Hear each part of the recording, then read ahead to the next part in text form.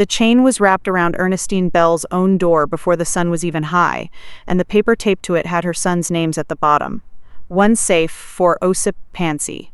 She stood on the sidewalk with 2 bags of groceries in her hands, staring at the side entrance of the Bell Star Theater, the same entrance she had used for 43 years. Above that door was her apartment, her bed, her husband's old jacket still hanging on the closet hook. Every photograph she had not been brave enough to move since Oliver died. Then Russell stepped out from behind Marla's silver SUV and said, "Mama, don't make this harder than it has to be." Harder? Dwayne would not look her in the eye. Marla held a folder against her chest like she was holding a Bible, but Ernestine could see the corner of a sales agreement inside it. A buyer's name, a closing date, and below that, a signature that looked almost exactly like hers. Almost. Her stomach turned cold. "You signed because you knew it was best," Marla said softly. Ernestine looked at her sons, waiting for one of them to laugh, to explain, to say this was some terrible mistake. Neither one did. And when the wind lifted the first page just enough for her to see the price they had put on her life, Ernestine finally understood that the theater was not the only thing being sold. For several seconds, Ernestine Bell did not answer anyone. The price on the paper still burned in her mind. The chain was still looped through the side door of the Bell Star Theater. The ruined grocery bags sat at her feet, one of them slowly leaking egg across the sidewalk. She had left home less than half an hour ago to buy coffee and bread, and she had come back to find her life treated like a problem, already solved by other people. Russell reached for the torn bag. "Mama, let me get that." "No, it's dripping. So is this family." His hand dropped. Dwayne looked away. Marla kept that soft, patient smile on her face. Used when she wanted strangers to think Ernestine was confused. "Ernestine," Marla said, "nobody wanted this to happen out here. Then you should not have put a chain on my door." Russell rubbed the back of his neck.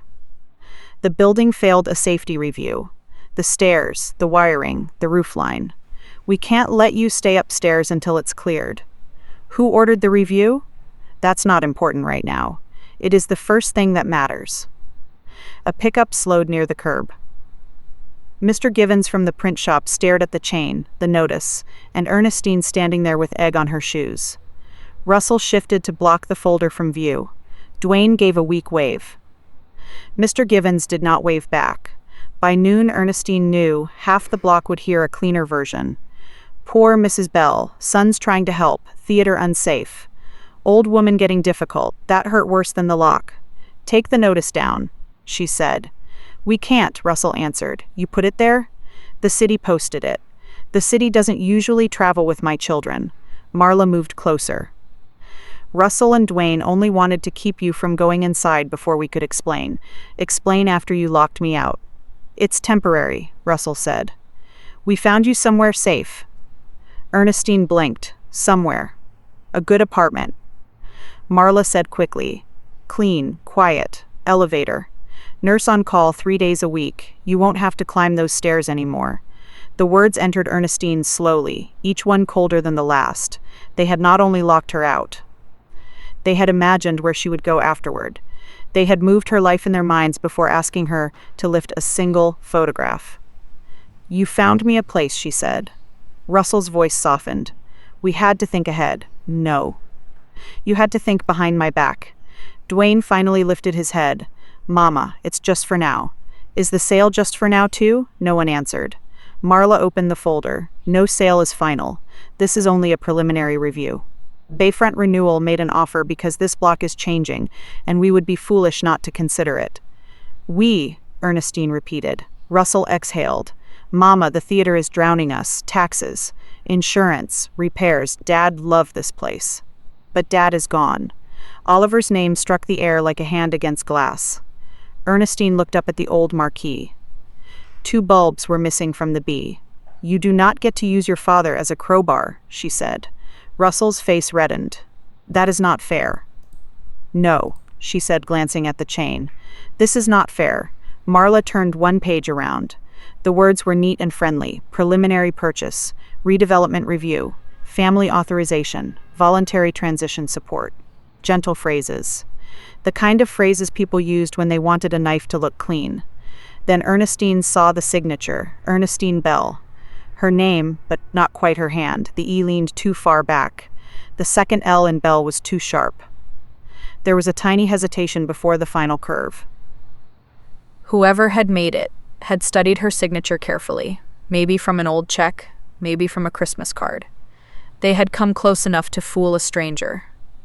Not close enough to fool the woman who had signed that name on mortgages, hospital papers, tax forms, and funeral cards. "Where did that come from?" she asked. Russell glanced at Marla. "You signed consent to begin the process." "No, I did not. You may not remember." Dwayne's head snapped up. "Russ, don't say it like that." "How else should I say it? She's upset, and she's forgetting what we discussed." "We discussed nothing." Marla's fingers tightened on the folder. "It was after dinner at our house last month. You were tired. We talked about options." Ernestine looked straight at her. "I had chicken, green beans, and cornbread at your house last month." Russell spilled tea on his left cuff. "Dwayne left before dessert because someone kept calling him. You wore a red blouse with a loose button on the sleeve." "We did not discuss selling my theater." Dwayne went pale at the mention of the calls. Marla's smile vanished. Russell looked away first. Ernestine bent, picked up the leaking grocery bag, and felt cold egg run across her palm. She held it anyway. "Unlock my door." "We can't let you go upstairs," Russell said. "Then call the police and explain why my sons are keeping me from my own bed." "Nobody needs police," Marla said. "Then unlock it." "It's not that simple," Russell muttered. "It is a chain and a key." Dwayne stepped closer. His eyes were damp, the way they always became when he wanted forgiveness before telling the truth. "Mama, come to my place for today. Just today. We'll sort it all out after everybody cools down." She studied him. Dwayne had Oliver's warm brown eyes. He had used those eyes on teachers, landlords, women, and his mother. For years, Ernestine had called her weakness mercy because it sounded better. "Do you have the key?" she asked. He swallowed. "No, Mom." She turned to Russell. Russell said nothing. Marla slid the papers deeper into the folder. "The contractor has it." "What contractor?" "The one handling the emergency review." "What is his name?" "Ernestine, this is why we wanted to sit down calmly." "What is his name?" Russell snapped. "Why does that matter right this second?" "Because someone I have never met has a key to my apartment while I am standing outside with broken eggs." No one answered. A woman across the street stopped pretending to look at her phone. Two boys on bicycles slowed down. Ernestine hated being watched in her own doorway. Most of all, she hated that her sons had known she would hate it, and had still chosen to do this outside. Marla touched Russell's arm. "Let's not make a scene." Ernestine saw Russell stiffen under that touch. She saw Dwayne glance at Marla's fingers, and look away too fast. It was small. Too small to accuse, not too small to remember. Russell turned his keys over in his palm, but he did not unlock the chain. "I'll take you to see the apartment. If you don't like it, we'll talk. You signed something in my name, and now you want to show me where I am supposed to disappear. Nobody signed in your name. You just told me I signed. You did." "No." His voice trembled. "Mama, please." She walked toward the front of the theater. Russell hurried after her. "The front is posted too. Then you can be embarrassed." The Bell Star took up half the block, cream brick darkened by rain and exhaust. Red letters still spelling its name across the marquee. Behind the front glass, the lobby waited in shadow. The popcorn machine sat under its plastic cover.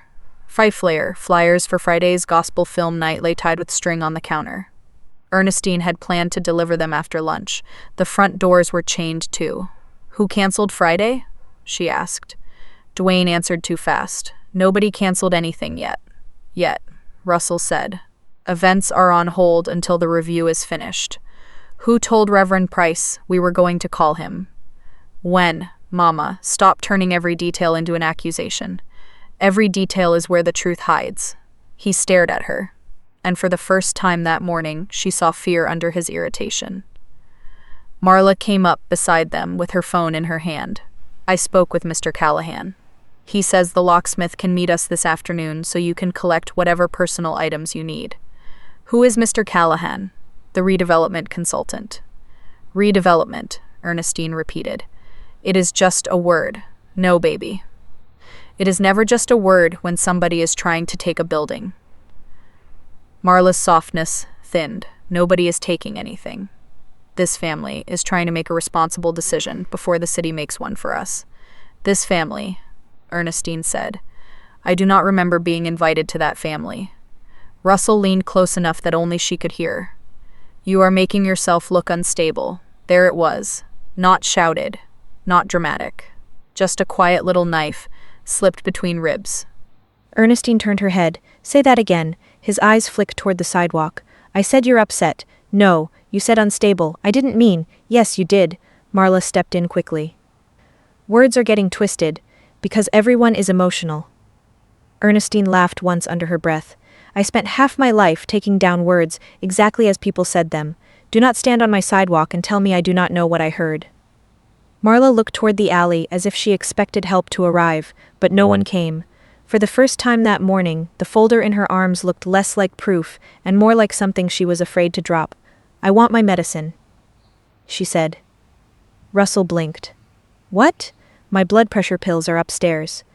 If you are so worried about my safety, I assume you did not lock me away from them. Marla spoke first. We can have them brought down.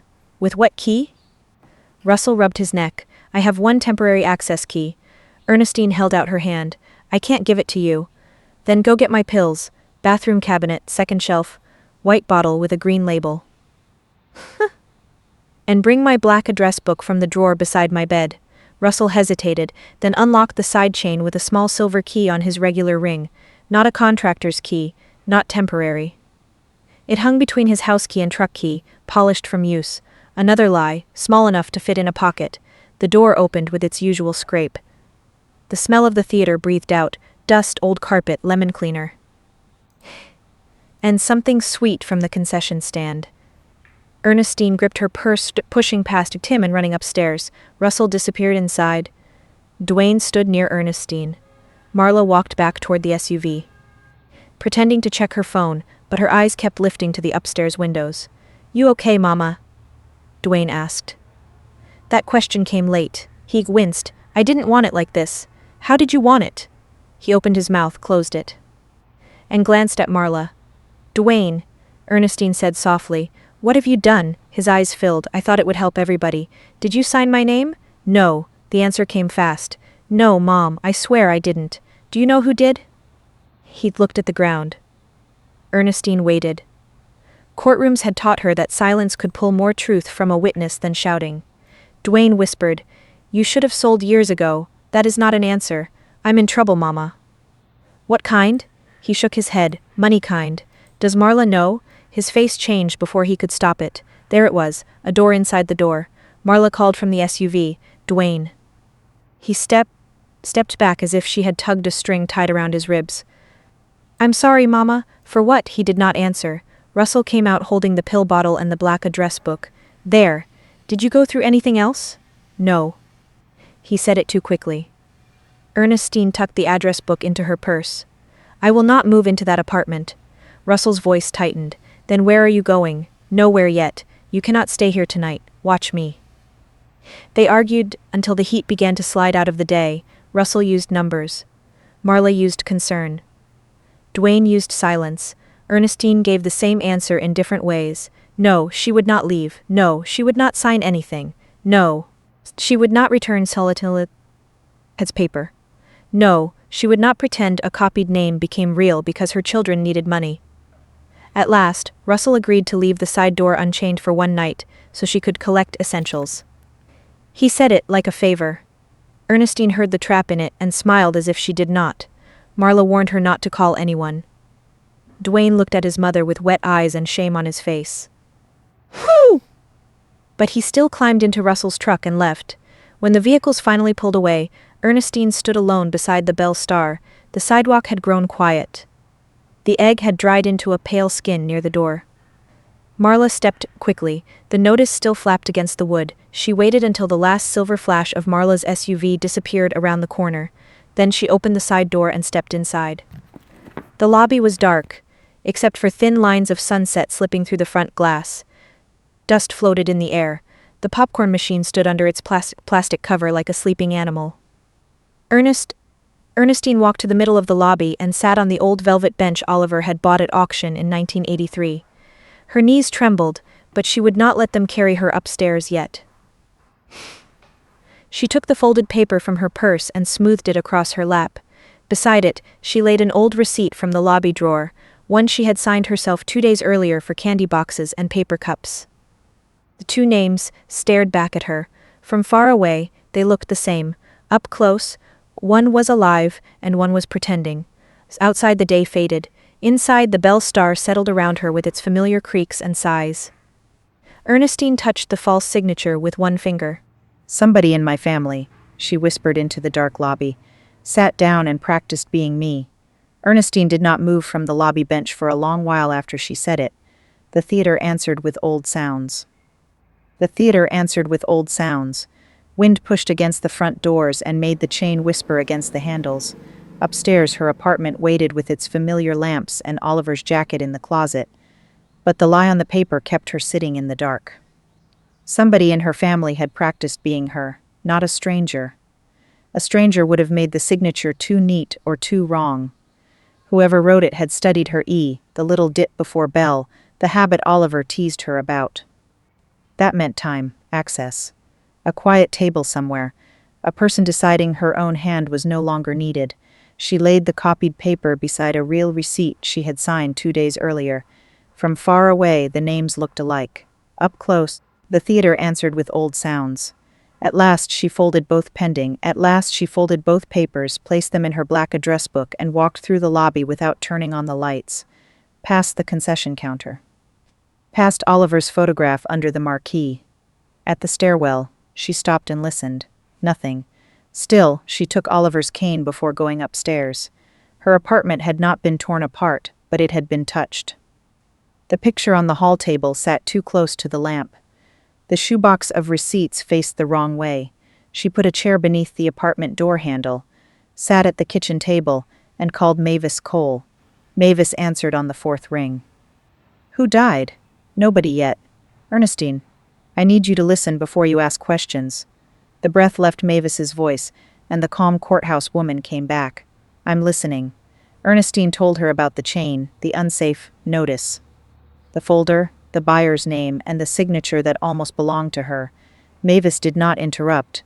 When Ernestine finished, she said, "Do you still have the paper?" "1 page." "Good, hide it somewhere they won't search." "It's in Oliver's old tobacco tin. Too obvious. Tape it under the bottom kitchen drawer." Greedy relatives always check tins, Bibles, freezers, and sock drawers first.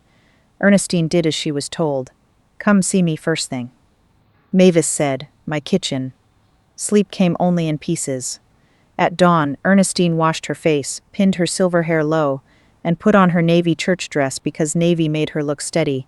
She took the real receipt, left the copied page hidden, folded the unsafe notice into her purse, and went to Mavis's house before Russell could arrive with another explanation. Mavis lived in a narrow brick house shaded by live oaks. She opened the door before Ernestine knocked twice. "Come in," Mavis said. "You look like somebody tried to bury you before breakfast." "They started yesterday. Then we'll dig faster." "In the kitchen." Mavis leaned over the receipt and notice. "That is not your signature. And this notice is strange. A real red tag has a clear case number, department stamp, and appeal instructions. This has a number, but it looks like a direct line." To whom? We find out. Mavis opened her laptop and searched the city, county, and state records. "Bayfront Renewal LLC, Ernestine said. Mavis typed. "Formed 8 months ago. Registered agent is Harbor Desk Services." What does that mean? Means somebody paid a company to keep a real name off the front porch. Can you see who owns it? Not here. But people who hide in one room usually leave footprints in another. A few clicks later, Mavis leaned closer. No deed transfer, no lien. But there is a memorandum filed last week. development interest. Can they do that without me? They can file interest the way a man can announce he plans to marry a woman who never said yes. It does not make it legal. It makes it bold. Ernestine wrapped both hands around the mug. Russell said I signed consent. Did he show the original? Marla kept the folder. Of course she did. Mavis wrote Bayfront Renewal LLC on a yellow pad, then called 3 city numbers. She asked who had requested inspection of the Bell Star. At last she hung up and wrote a name, Lenora Pike. Preservation and Structural Review, Mavis said. Not regular code enforcement. Why does that matter? Because Preservation Review does not usually rush to lock people out, unless somebody pushes hard. They inspect, write letters, schedule hearings. They do not send sons with chains. Under Lenora's name, Mavis wrote. Request submitted by consultant. What consultant? Ernestine asked. The part nobody wanted to say clearly. But the request came through a redevelopment contact connected to Bayfront Renewal's inquiry. So the buyer pushed the safety review. That is what it smells like. They made the theater look dangerous so I would leave. Maybe. We need proof. My sons stood there and let me believe the city did it. Mavis squeezed her wrist. Proof first. Grief after. Ernestine nodded, though grief had never taken instructions well. When she returned to the Bell Star near midday, Marla was waiting beneath the marquee with a bakery sack and 2 iced teas, dressed like a woman visiting someone sick. There you are, Marla said. Russell was worried. My phone was off. On purpose? Ernestine looked at the sack. Is that banana bread? From Sweet Magnolia. Your favorite. My favorite is from Mrs. Haskins at church. You know that. Marla's smile trembled, then came back. I thought we could sit and talk like adults. I have been an adult for a long time. Then please act like one. The sweetness cracked quickly. Ernestine stepped around her and unlocked the side door. The chain was still there, looped loose on the ground like a sleeping snake. Marla followed her inside without being invited.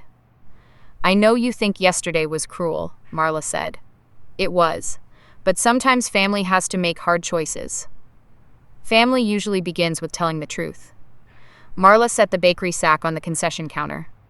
The truth is this place is falling apart. It needs repairs. It needs money nobody has. Then say that. Marla leaned closer. Fine. You are living above a building that could hurt someone. You cannot keep pretending Oliver's memories are roof beams. Ernestine stopped with her hand on the popcorn machine cover. If the sale goes through, Marla said, you can live somewhere safe. Russell can pay what needs paying. Dwayne can get back on his feet. Tyson might have something real one day. Tyson has my love. Love does not pay taxes. No, but lies do. Marla's eyes narrowed. What does that mean? It means I did not sign that paper. You were overwhelmed. People forget when they are overwhelmed. Marla, I remember the serial number on the stenotype machine I used in 1987 because a lawyer spilled coffee into it and blamed me. Do not tell me I forgot signing away my home. For a moment, Marla's face went blank, not angry, calculating. Then the side door opened and Dwayne came in carrying a tool bag. He stopped when he saw Marla. I didn't know you were here, he said. Marla smiled. Dwayne came to check the back stairs. Dwayne looked at her, then at Ernestine. Russ asked me to. Marla's eyes stayed on him a second too long. Since we are all here, maybe we can keep this civil. Civil is not the same as clean, Ernestine said. Dwayne set the tool bag near the stairwell. Mama, I only want to make sure you don't trip. Yesterday, you wanted me to leave. I did not want that chain, but you stood beside it. He swallowed. I know. Marla picked up her purse. I have errands. Russell is under real pressure. What pressure? Bills. Repairs. This whole mess. What kind of bills? Marla's smile returned. Ask your son. Then she left. The lobby felt less perfumed, but not safer. Dwayne reached by the stairs and opened the tool bag with more force than necessary. Get up, Ernestine said. He rose. What kind of bills? He looked toward the door Marla had used. Russell invested in things that didn't work out. Storage units. A seafood truck partnership. Some land outside Daphne. He owes more than he says. And you? Dwayne picked up a screwdriver, then put it down again. I owe two. To whom? Nobody you know. Does Marla know? His jaw tightened. Marla knows a lot. Too much? He looked away. The silence answered before he did. Dwayne, Ernestine said, why does that woman speak to you like you belong to her? Color rose in his neck. She's my sister-in-law. That is not an answer. She helps with paperwork, calls. Things like that. What paperwork for the sale? The sale I never agreed to. He stepped closer and lowered his voice. Mama, you don't understand how far this has already gone. Then help me understand. If it falls apart, Russell falls apart. Russell is grown. It's not just him. Who else? He looked miserable, everybody. Before she could press him, a knock sounded against the front glass. Tyson stood outside in his work shirt, wearing a worried look he had not learned how to hide. Grandma, what is going on? Mom said the theater got condemned. Your mother uses big words when small ones would shame her. Tyson looked from her to Dwayne. Dad said you signed papers and then changed your mind. I never signed. His brow tightened. Why would Mom say you did? That is the question. He turned to Dwayne. Did you know about this? Dwayne stared at the floor. I knew they were talking. Dwayne did not answer more. Tyson stayed only a few minutes, but his face changed before he left. Not against his parents yet, but against the shape of the lie. Listen more than you speak today, Ernestine told him. Is it that bad? It is bad enough. When Tyson walked out, Dwayne watched him through the glass with an expression Ernestine could not place. It was more than an uncle's worry. You love that boy, Ernestine said.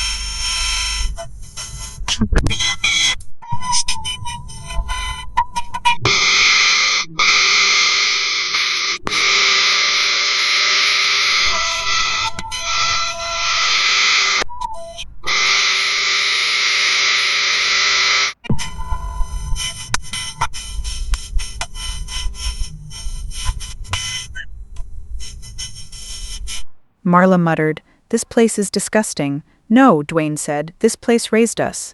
Ernestine slipped into the auditorium and sat in the last row. She wanted to demand the truth. But courtrooms had taught her that if you asked a liar the right question too early, you only taught them which answer to hide.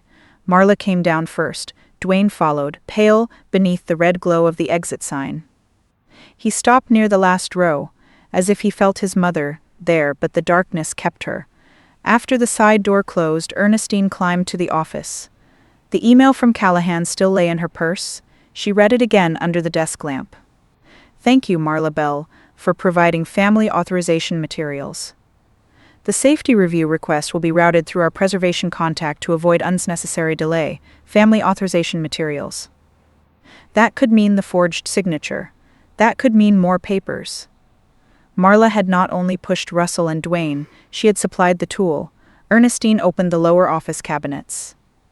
She wanted to demand the truth. Behind old program books sat a white plastic storage bin with Marla fundraisers written across the top. Inside were raffle lists, ticket stubs, photographs from benefits, and envelopes tied with rubber bands. Near the bottom was a manila envelope marked Personal M. She heard Russell's truck outside. Ernestine slid the envelope back, pushed the bin into the corner, and switched off the lamp. Russell entered through the side door without knocking. That alone told her he no longer thought of the building as hers. "Mama? In here." He found her wiping the concession counter. "What are you doing in the dark, saving power?" "You said we were drowning." He ignored that. "Marla said you were asking questions around town. I asked one friend, one question. About Bayfront? Why does that make you nervous?" "Because you're going to scare off the only offer we've got. The only offer I never asked for. This building costs more than it makes," Russell said. "Taxes, insurance, repairs. If somebody gets hurt in here, we all pay." Then wanted to demand the truth. "Then why does the property only become mine when the bills come, and yours when the buyer arrives?" His eyes flashed. "I am trying to keep this family from collapsing." Ernestine looked toward the auditorium doors. "What decision did Marla make before telling you?" Russell's face changed. "What does that mean?" "It means Callahan thanked her for family authorization materials." He stared at her. "Where did you see that? Answer me first." "She handles paperwork because I am at work." "Does she handle your debts too?" Russell's mouth tightened. "Dwayne been talking?" Dwayne mostly suffers in silence, then lets a woman speak for him. Russell's hand hit the counter, rattling the candy jars. "You probably signed something preliminary and forgot." "No. You are 70, Mama, and you are old enough to know better." He looked toward the stairs. "There may be an emergency filing if you keep refusing." "A temporary removal, just until the city clears the property." "Removal, for your safety." "My safety has become a busy little excuse. It is legal. Legal things are not always honest, I know. I typed them for 32 years. Russell left angry, but not triumphant. Something had shaken him when she mentioned Marla and Callahan. He had not known everything. That night, Ernestine copied every name, number, and date into one of her old stenography notebooks. Callahan, Bayfront Renewal, Lenora Pike, Marla Email, Forged Signature, Safety Review, Russell Emergency Filing, Dwayne Moneykind, Marla We All Lose Everything, before bed. She taped a copy of the Callahan email behind Oliver's framed photograph. She had lived long enough to believe in making lies work harder. The next morning, Tyson arrived before the theater had fully warmed from the sun. He knocked on the side door, though he knew where the key used to hang. That small courtesy nearly broke her. "Grandma?" She let him in. Tyson was 27, broad-shouldered, tired-eyed, still boyish when he worried. "I brought breakfast," he said, lifting a paper bag. "Biscuits. Not from Mom, then they might be safe." He tried to smile, but it did not stay. "Mom says you're making this harder than it needs to be. Your mama has a gift for putting my name on her choices. She also says I should go to Atlanta for a few weeks." Ernestine stopped unwrapping the biscuit. "Why?" She says the family situation is stressful. She called Aunt Renee and asked if I could stay there. "Did you want to go?" "No. That's why I'm here." He rubbed his palms together. "Something is off. Dad is angry all the time. Uncle Dwayne looks like he hasn't slept. Mom keeps taking calls outside, and yesterday she asked me where I keep my birth certificate." Ernestine kept her voice even. "Why would she need that?" She said for old family paperwork. "But I got my own copy last year for a passport." So I told her I had it. What did she say? She got mad, not loud mad. Mom mad, quiet enough to scare you. Ernestine folded her napkin. Tyson, has your mother ever talked much about when you were born? He gave a small laugh. Only that I almost ruined her waistline and came 2 weeks early. What do you remember hearing? I remember Dad saying I was supposed to be born in August but came in July. Mom says July was always the date and Dad gets numbers wrong. Uncle Dwayne once joked I was impatient before I was even his business. He shook his head. I never thought about it. Ernestine listened to the way he said Dad. Russell, always Dad. Dwayne, always Uncle. Tyson reached into his back pocket and pulled out a folded paper. Old blood donor card from high school. I found it when Mom started asking for papers. Show me. The card listed his name, date, and blood type. Ernestine read it. Then she read it again. She had once typed a case where a blood type made the room go silent. She would not wound a boy with a guess, but the old memory opened a door. Grandma? She folded the card back exactly as it had been. Do you know your daddy's blood type? Dad? Oh, negative. He complains about being everybody's emergency donor. Mom is AB, I think. Or A, I don't know. Why? I want you to keep your papers with you, she said. Why? Because grown people are acting nervous around documents. He leaned forward. This is about more than the theater, isn't it? Ernestine looked at his face. Love did not require blood, but lies often use blood as a hiding place. I do not know yet, she said. And because I love you, I will not pretend I do. Tyson's eyes shone. Mom said if you start asking me questions, I should tell her. And will you? No. The answer came with pain, not rebellion. Before he left, Ernestine took his hand. If anybody tells you that loving one person means betraying another, step back from that person. He nodded, but his face looked younger when he walked out. Ernestine called Mavis as soon as the door closed. Blood type is not proof by itself, Mavis said after listening. But dates are not always private. Birth announcements, church records, baby shower notices. Old hospital bills if somebody left them in a family office. I found a storage bin yesterday. Marla's? Yes. Then go back before Marla remembers what she stored. Late that afternoon, when Russell's truck was nowhere in sight, Ernestine returned to the office, pulled out Marla's white bin, and lifted the papers one stack at a time. The manila envelope marked personal. M sat where she had left it. This time she opened it. At first, it held nothing shocking. Old thank you notes, a photograph of Marla pregnant in a yellow dress, a hospital bracelet so faded the ink had almost vanished, a folded baby shower invitation from April, not May, a receipt from a women's clinic.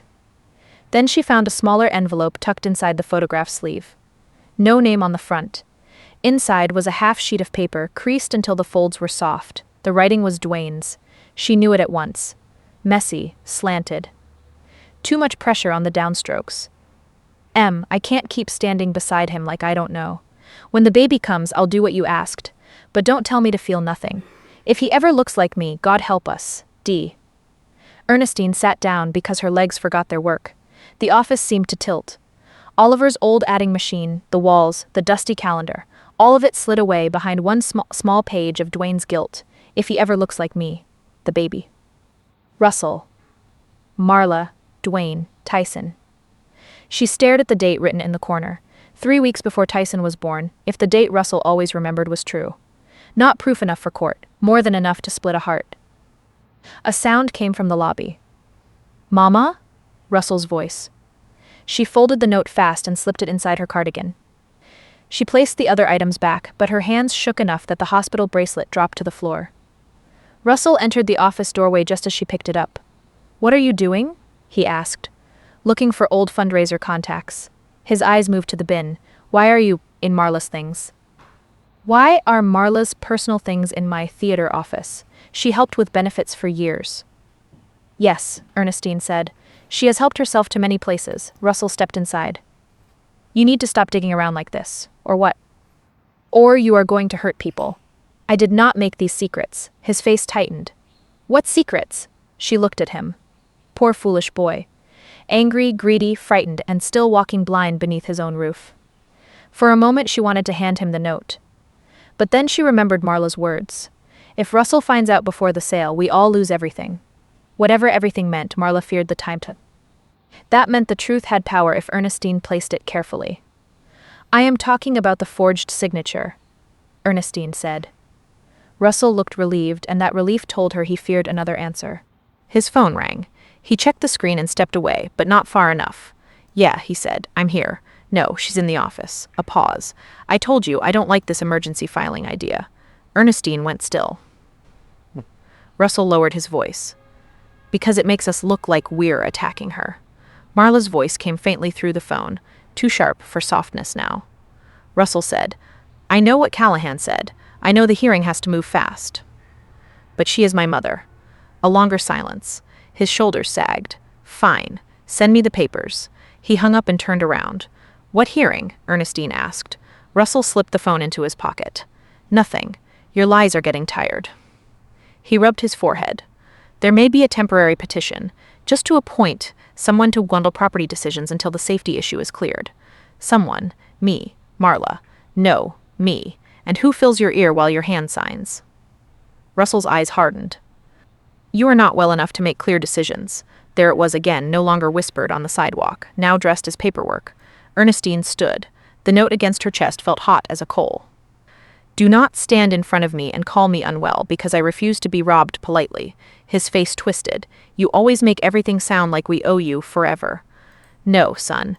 I am asking you not to steal from me today. He looked as if he might cry, but anger rescued him. The hearing is in 2 days. You'll get notice. Then he left. Ernestine waited until his truck pulled away before she locked the side door. Turning the bolt gave her hands something to do. She went upstairs, took the note from inside her cardigan, and placed it beside Tyson's blood donor card in her mind, beside the wrong birth date, beside Marla wanting him out of town. Beside Dwayne's face when the boy walked into the lobby, not a full truth yet. A shape. A terrible shape. She sat at the kitchen table until the afternoon light became evening. Oliver's jacket hung in the hallway, dark and still. She wished he could walk in, and she wished he could walk in and tell her whether he had ever suspected this, whether he had seen his sons breaking long before she did, whether love had blinded them both, or only her. At last she opened her stenography notebook and wrote one more line beneath the others. The sale is not only about money, she paused. Then added, they are trying to sell the place where the blood secret is hidden.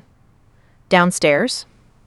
The theater creaked in the dark, and Ernestine finally understood that the Bell Star was not just property to Marla anymore. It was evidence. Ernestine did not sleep that night. She sat at the kitchen table with Dwayne's note beside her stenography notebook, and every hour made the paper look heavier. Outside, Mobile settled into silence. The Bell Star creaked below her like an old ship tied in bad weather. Evidence had to be placed where it could not be ignored. She had learned that in 32 years of hearing people lie under oath, and save themselves with one careless word. At 6. Ernestine wrapped Dwayne's note in wax paper and tucked it inside the lining of her purse. The forged signature stayed behind Oliver's photograph. The Callahan email went into her left shoe. "Look at me, Oliver," she whispered, hiding papers in shoes like a spy in a cheap picture. Mavis called before Ernestine could dial. "I found something," Mavis said. "So did I. Mine has a courthouse seal. Bring yours and come now. Don't let anyone follow you." Morning light had barely touched the marquee when Ernestine left through the back alley and took side streets until she was sure Russell's truck was not circling. Mavis opened her kitchen door with a stack of printed pages. "You look like a woman carrying a burning house in your handbag. It may burn anyway. Then we learn where the exits are."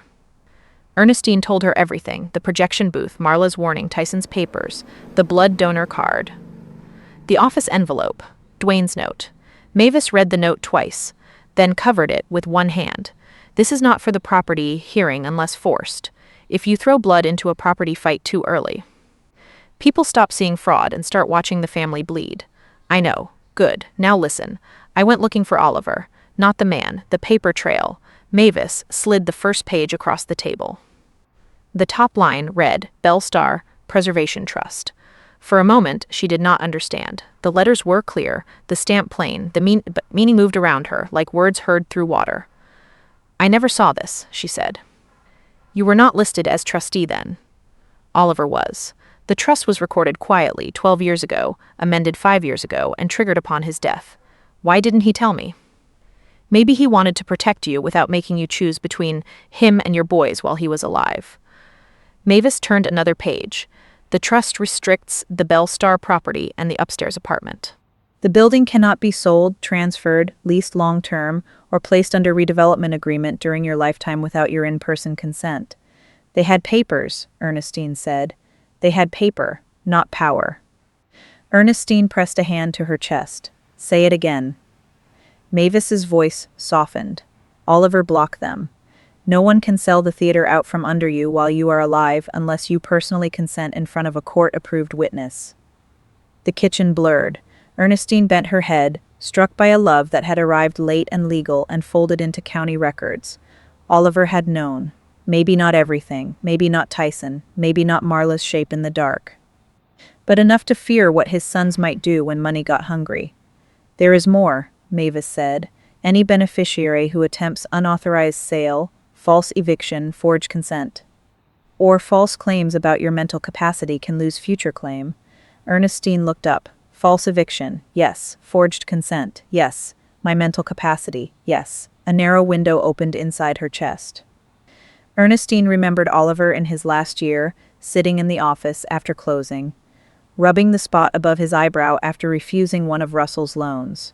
Oliver had said once, "A man who is still a boy at 40 has usually found a woman willing to clean up after him." She thought he meant debt. Maybe he had meant more. "Does Russell know?" she asked. "No formal notice that I can see. Marla may not know at all." Callahan might have missed it if they relied on the forged consent packet instead of a deep title search. Mavis turned her laptop toward Ernestine. A municipal docket notice sat open. Emergency Property Status Review. Bell Star Theater. Russell Bell as petitioning family representative. Callahan Development Strategies as consulting party. Bayfront Renewal, LLC as interested redevelopment entity. The date was the following morning. Ernestine read it twice. Tomorrow. "I have not been served. That is one of many problems. It is at the city annex, not the big courthouse. Smaller room. Easier to move through fast. Fast means quiet. Quiet means they think nobody will stand in the doorway. Can we stop it before tomorrow? Maybe. But if we warn them too early, Marla gets time to change her story, Russell gets time to say he misunderstood, Callahan gets time to blame clerical error, and Dwayne disappears into shame. So we let them walk in believing I am empty-handed." Mavis smiled faintly. "Now you sound like the stenographer who once made Judge Harlan repeat himself because he mumbled a ruling." By mid-morning, Ernestine returned to the Bell Star with printouts hidden under her blouse, and Mavis's warning in her ears. "Do not reveal the trust, yet. Let them show their hands." Russell's truck sat at the curb. He was in the lobby with a man in a tan jacket and polished shoes. Marla stood beside them with her phone in her hand. Dwayne leaned against the concession counter, looking as if he wanted to crawl out of his own skin. The man turned. "Mrs. Bell, Gary Callahan." He smiled. "I did not invite you into my building," Ernestine said. Russell cleared his throat. "Mama, Gary is only here to review access before tomorrow." "What happens tomorrow?" The room went tight. Callahan said, "There is an administrative review. Just procedure. Procedure usually knock us before entering." Marla stepped forward. "We were going to tell you this afternoon, after walking a stranger through my lobby." Callahan opened a slim folder. "The review is about safety and temporary management. If the property is deemed unsafe, the city may require a responsible party to oversee next steps." "Responsible party," Ernestine said. Russell said. "Me," Marla added. "For now." Those two words told Ernestine more than Marla intended. Russell believed the role was his. Marla believed roles could be changed. "Mr. Callahan," Ernestine asked, "did you receive a document with my signature?" Callahan's face stayed smooth. "I am not comfortable discussing documentation without counsel present. You were comfortable walking through my building without me present." Russell snapped, "Mama, stop." "No." His face reddened. "You are pushing everybody into a corner. I did not build the corner. I found you all standing in it." Marla's voice lowered. "Russell, this is exactly why tomorrow matters." "Why, Marla?" "Because someone neutral needs to decide whether you can handle this property responsibly. Neutral like Mr. Callahan. He is a consultant. For the buyer. For the process." Dwayne muttered, "Marla." Callahan closed his folder. "Perhaps we should step outside." "No," Ernestine said. "You should leave." Russell looked torn, and that gave Ernestine a small, bitter relief. He was still reachable by shame, if not by love. He walked Callahan to the door, but Marla stayed. When the door closed, Marla spoke without her public sweetness. "You think this place makes you strong. It does not."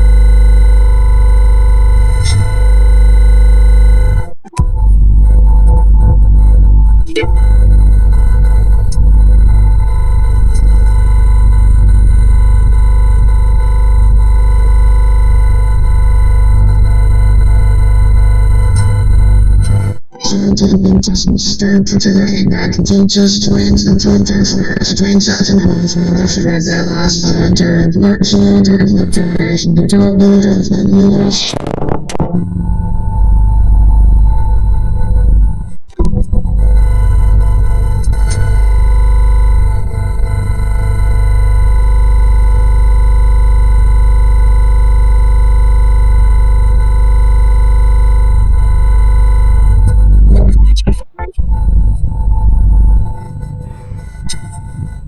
came back, and just as Dwayne spoke, her name was the net turned wrong, and the earnest AM attached was a statement claiming the family had made repeated temporary housing.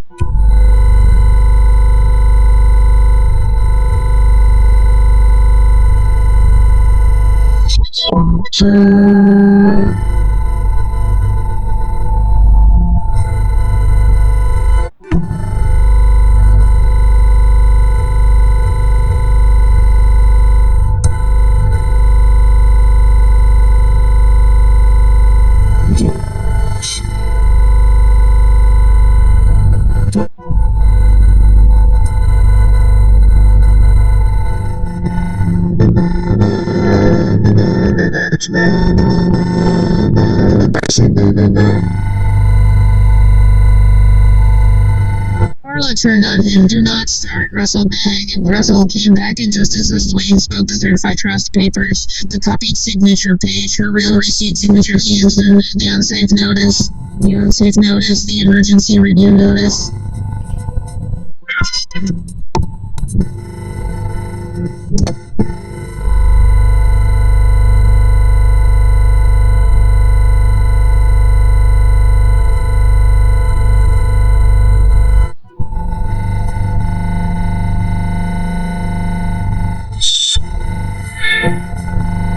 Russell came back and she was old and frightened. Tyson, just as Wayne spoke, Callahan leaved for the apartment door in his hand.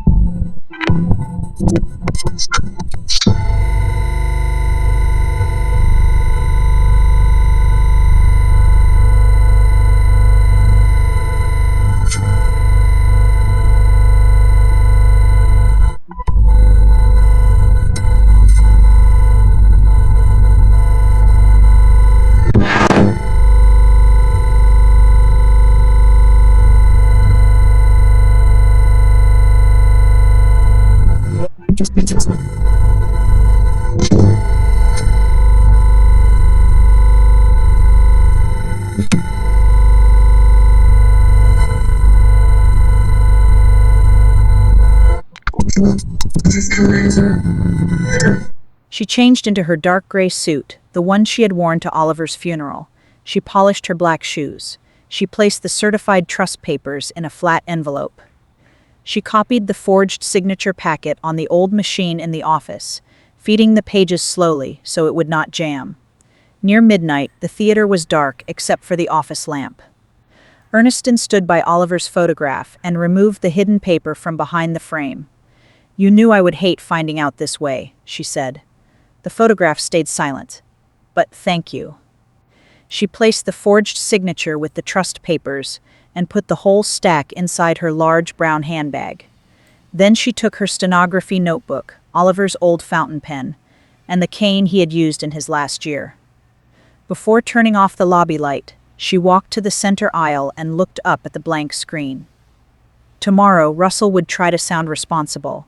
Marla would try to sound kind. Dwayne would try to disappear. Callahan would use words like process and safety. Maybe Tyson would come. Maybe he would not. At that moment, another paper slid under the front door and crossed the lobby floor. She crossed the aisle, bent slowly, and picked it up. A revised hearing notice. The time had been changed. 8 a.m., less than 10 hours away. Across the bottom, someone had written in blue ink, "Final review. Absence may be treated as non-objection." Ernestine stared at the words until her fear hardened into something clean. She tucked the notice into the envelope with Oliver's trust papers, lifted her stenography notebook, and turned toward the stairs. "Tomorrow?" she said to the empty theater. "They can hear every word." At 5:47 the next morning, Ernestine Bell was downstairs in the lobby, dressed in the gray suit she had worn to Oliver's funeral. The revised notice lay flat on the concession counter. 8 o'clock. Final review. Absence may be treated as non-objection. She placed it in her handbag with the certified trust papers, the copied signature, her real receipt signature, the Callahan email, the false repair estimate, and her stenography notebook. In a smaller envelope was Dwayne's old note to Marla. Mavis tapped the horn outside. Ernestine looked at Oliver's photograph. "You should have told me," she whispered.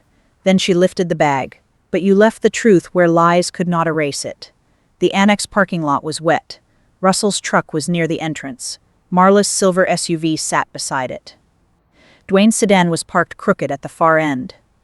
A few spaces away, Tyson's pickup waited with its wipers moving. He came, Ernestine said. In the hallway, Russell stood with Gary Callahan. Marla sat with her purse on her lap. Calm and pale. Dwayne leaned against the wall, hollow-eyed. Tyson stood apart from everyone, cap in hand. Russell stepped toward Ernestine. "Mama, I'm glad you came. Did you know the time changed?" His eyes flicked to Marla. "I got a message late. Did you wonder whether I got one?" He had no answer. Tyson came close enough for her to touch his sleeve. "Grandma, are you okay?" "No," she said, "but I am clear." Deputy Administrator Hale opened the hearing room at 8 sharp. Lenora Pike was not there, and Hale said this was an emergency property status review concerning the Bell Star Theater, the upstairs residence, and a family petition for temporary management authority. Callahan stood first. His voice was gentle and polished. He spoke about an aging building, family concern, risk, and responsible transition. Russell spoke next. "My mother loves the Bell Star, but since my father died, the place has gotten harder to manage. She refused help. She forgot conversations. I am asking to be appointed temporary family representative so inspections, repairs, and property decisions can move forward." Marla rose without being invited. Ernestine is proud. But pride can become dangerous when someone rejects help and treats every loving step like an attack. We are protecting her. Dwayne made a low sound from the back wall, but he did not speak. Hale nodded toward Ernestine. She stood slowly. Pain was not confusion. Age was not surrender. She opened her handbag and removed 2 pages. "I spent 32 years in courtrooms taking down what people said when they hoped nobody would remember it," she said. "So I want the record to show that I have been called forgetful by people who forgot to ask my permission before trying to sell my home." Ernestine placed the signature page on the table. "This is the so-called authorization Mr. Callahan's office relied on. It carries a signature that resembles mine. It is not mine. Beside it is a receipt I signed the same week. Whoever wrote this practiced." Callahan leaned forward. "The materials were provided in good faith. By whom?" His eyes moved for half a second toward Marla. Russell saw it. "Marla?" Marla's mouth tightened. "I gathered papers because you were overwhelmed. I asked you to make calls." Russell said. "I did not ask you to supply Mama's consent. There was no final transfer," Callahan said quickly. "There was a chain on my door," Ernestine said. "Final enough to keep me from my medicine." She placed the email beside the signature. "This thanks Marla Bell for providing family authorization materials."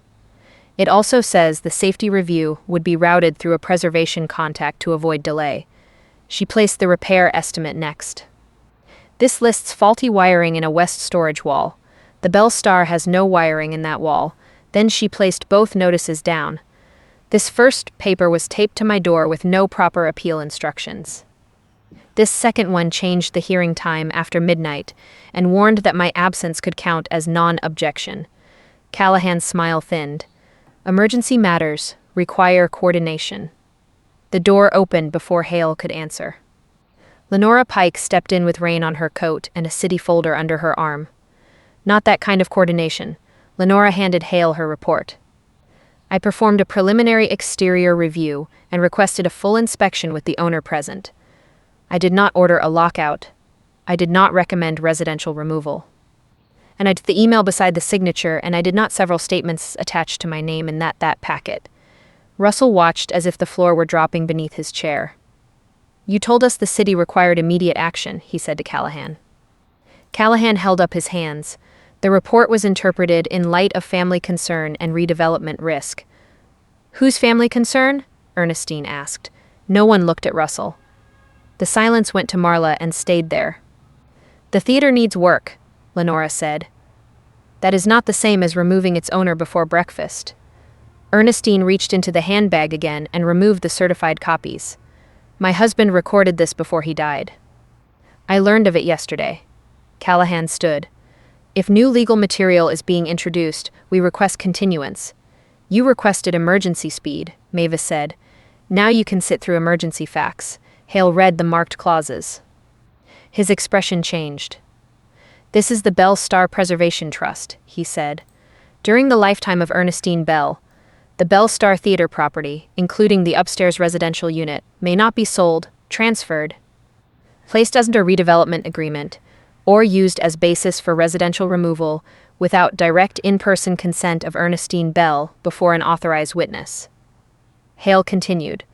Any beneficiary knowingly participating in forged consents, coercive removal, unauthorized sale, or false assertion of incapacity may forfeit future beneficial interest.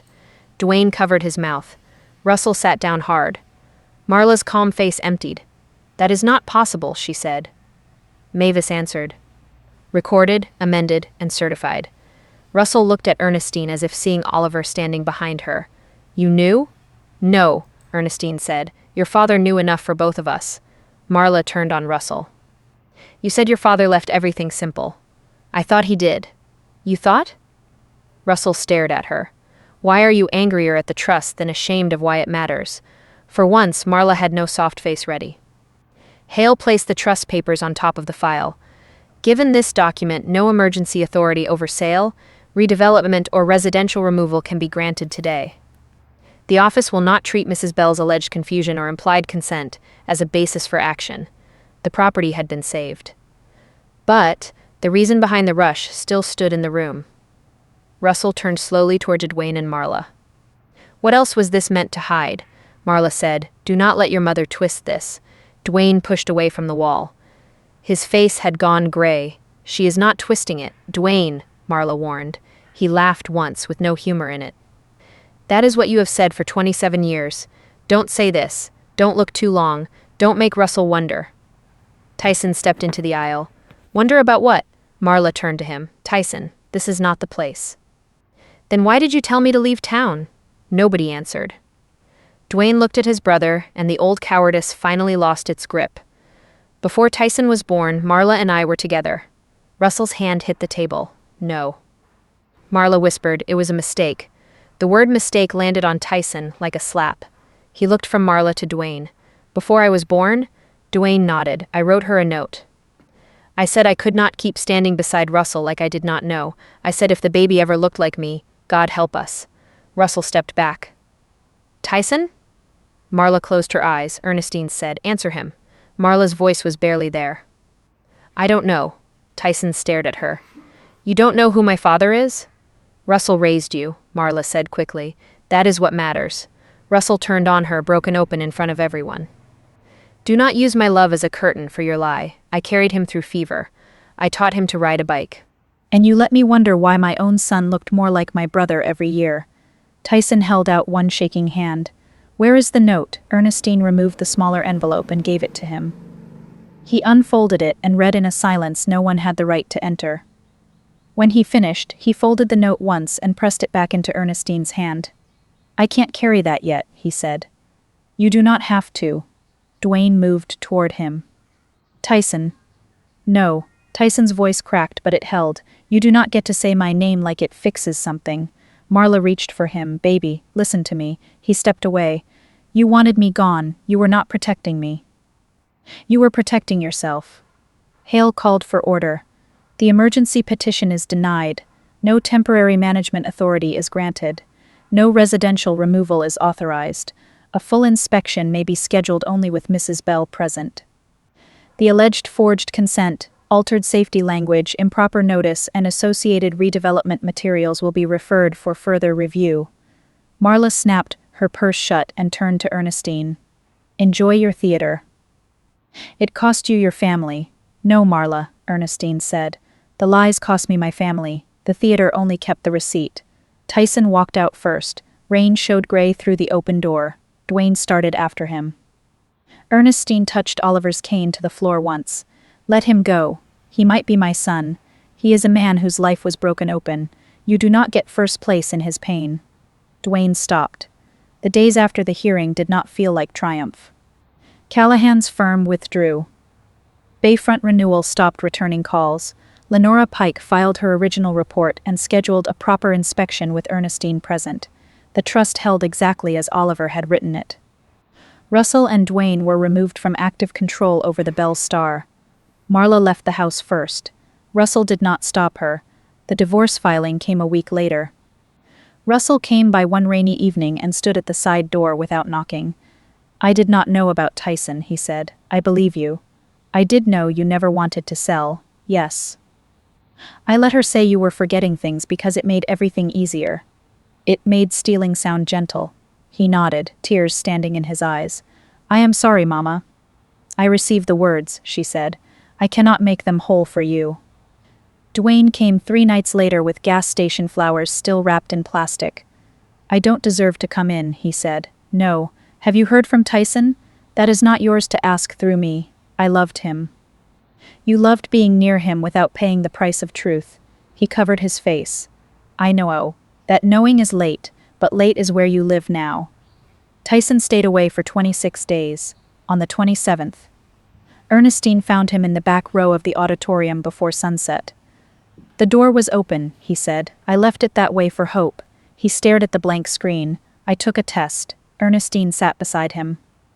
"It says Dwayne is my biological father. Russell is the man who taught me to drive. Dwayne is blood. Russell is dad. I don't know what that makes me." "It makes you lied to," Ernestine said. "Not less loved. Not less yourself." "I hate them." "You may for a while. Do you?" "I hate what they did. Some days, that is the cleanest answer I have." He wiped his face with both hands. "Can I still call you Grandma if you stop?" "I will haunt you from upstairs while I am still alive." His laugh broke into tears. Ernestine put her arm around him and let him cry like a grown man made a child by other people's cowardice. The repairs took months. The roof line was patched. The back stairs were rebuilt. The wiring was inspected with Ernestine sitting beside Lenora Pike, notebook open on her lap. Mavis organized volunteers. Reverend Price brought coffee. On the first Friday the Bell Star reopened. The rain stopped just before sunset. Tyson climbed the ladder while Ernestine stood below with a box of red marquee letters. "What do you want it to say?" he called. She handed up the letters one by one. "Welcome home, night one screen, one family at a time." Tyson looked down. "Too much. For a theater? Never." The new bulbs came on while the sky was still purple. People arrived with casseroles. Folding chairs, children, canes, careful smiles, and questions they were kind enough not to ask out loud. Russell stood across the street with his hands in his pockets. Dwayne stood half a block away, separate from him. Neither tried to enter. Tyson saw them through the glass. "Do you want me to ask them in?" he asked. "Not tonight," Ernestine said. "Tonight is not for forcing open doors." When the lobby filled, Reverend Price offered a short prayer.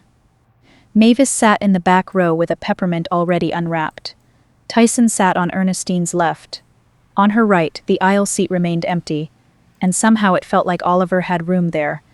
The projector beam crossed the darkness. Dust sparkled in it like small pieces of the past refusing to disappear. Ernestine looked around at the theater her children had tried to sell, the home they had tried to take, the witness Marla had tried to silence. Justice had not given her back the house she remembered. It had given her the right to choose what remained. Tyson's hand found hers in the dark. Outside, the Bell Star marquee glowed against the wet street.